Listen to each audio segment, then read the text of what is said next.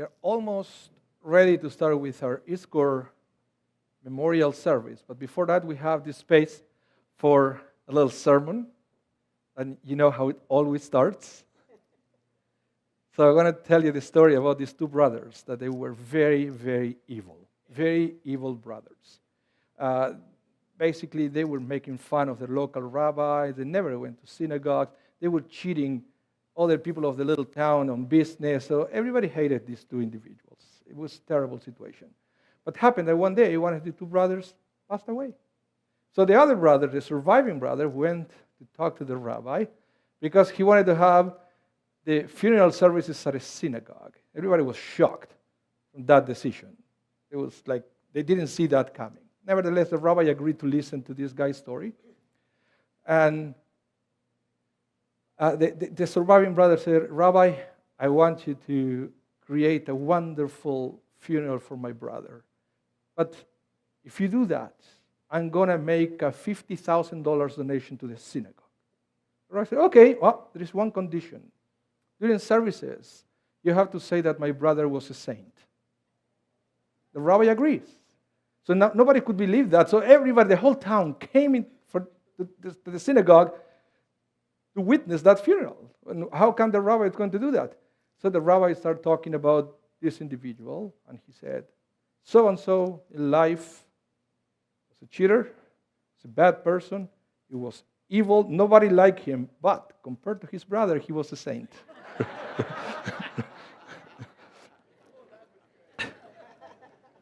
So, I want to talk to you today about who packed your parachute. Who packed your parachute? That is going to be the topic for today.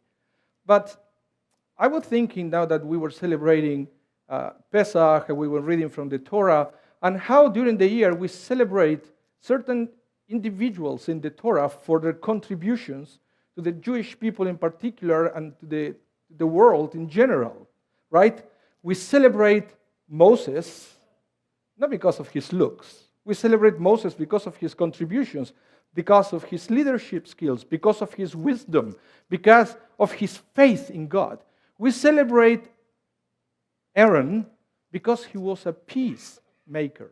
So we remember, we take Aaron and his love for peace as an example so we can continue his life through our lives, but ourselves becoming peacemakers. We remember Miriam as the one who brought hope to the nation of Israel. We remember Joshua, the one who taught us how to be loyal to your leader, etc. We have all these individuals in the Torah that they were so important in our lives that we remember them all the time. And I was realizing during the Sedarim, during the two Seders, that sometimes in our lives, we also had people that they were extremely important for us. But yet, when we come to the Seder and we are in front of empty chairs, people who used to be there and they are not there anymore, we feel certain sadness because we are aware for what it used to be, but it's not there anymore, right? But then I realize that maybe we are taking the wrong perspective. We are focusing too much on what we don't have instead of focusing on all what we still have in our lives, because they were there before, gave us all those years of blessing, love, etc. So I remember this story I wanted to share with you about Captain Charles Plumb.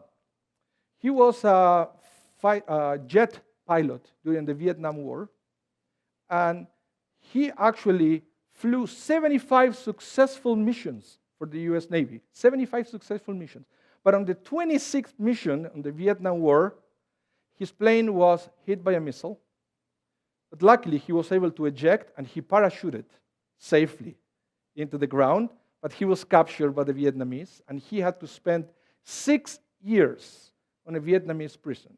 After 6 years, he was liberated, and he went back to the United States to live a normal life. Well, the story says that many years later, he was eating dinner with his wife in a restaurant in Kansas City, and it was this guy in the table next to him. He was looking at him awkwardly, like really creepy.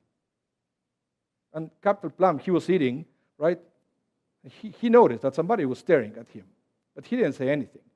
A few minutes go by, and this guy at the other table, he actually stands and go back to Captain Plum and said, "You're Captain Charles Plum." "Yes, sir, I am." I said, whoa.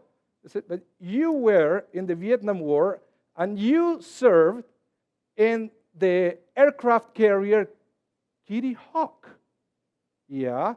I said, "And you flew 75 complete missions with your jet, but in the 76 you were hit by a missile and you parachuted to the ground." I said, "Yeah, I parachuted to the ground. And you spent 6 years on a prison." "Yes." I said, "How do you know that?" "Because I was the one packing your parachute." I said, "I'm glad to see that it worked." And Captain Plum basically says that he standed and he hugged the guy, and they cried together and said, "Yes, it worked. Not only that, I prayed countless prayers to God to be able to thank you personally. And here you are, and I have the opportunity to thank you for what you did for me." The story says that Captain Plum went home that night, and he couldn't sleep. He was trying to remember this guy from many years ago. How did he look? Did he ever say hello to him? Was he ever appreciative for all the hard work that he was doing for Captain Plum packing his parachute? And he couldn't remember his face. But then, Captain Charles Plum, he became a motivational speaker. Actually, you can Google him. And he goes around the world asking people, "Who packed your parachute?" And that's the question that I want to ask you today. Who packed your parachute? Do you realize, are you aware of all the people that came before you this life, and they worked hard so you will have a safe landing, so you will have an easier life, so you will be able to be successful? And I realized, yes, this is the time when we take a moment to realize who packed our parachute. Yizkor is the moment when we are not focusing on the empty chair, but we are focusing on everything that stayed with us, everything that is still in our lives, all that love, all that sacrifice, all those countless hours, all the sleepless hours that our parents, grandparents spent, so we will have it easier. So this is what Yizkor is about. It's the moment we take to ask ourselves, who packed my parachute?